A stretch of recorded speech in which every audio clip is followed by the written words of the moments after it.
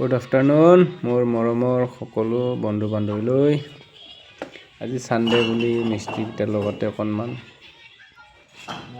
চাই আছোঁ, কিবা কিবি এডভাইচ দি আছোঁ বাৰু।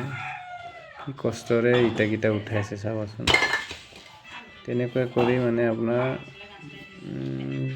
৩,০০০ পৰা ওপৰত ইটা উঠালে আৰু এতিয়া উঠাই আছে বালি ইটা।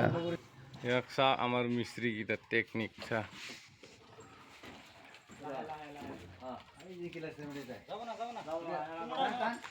কি কষ্টৰে মানে আপোনাৰ ঘোঁৰাটো উঠালে।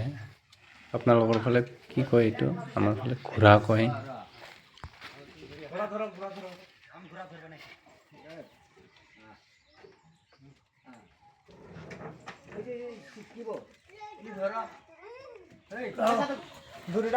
উঠাও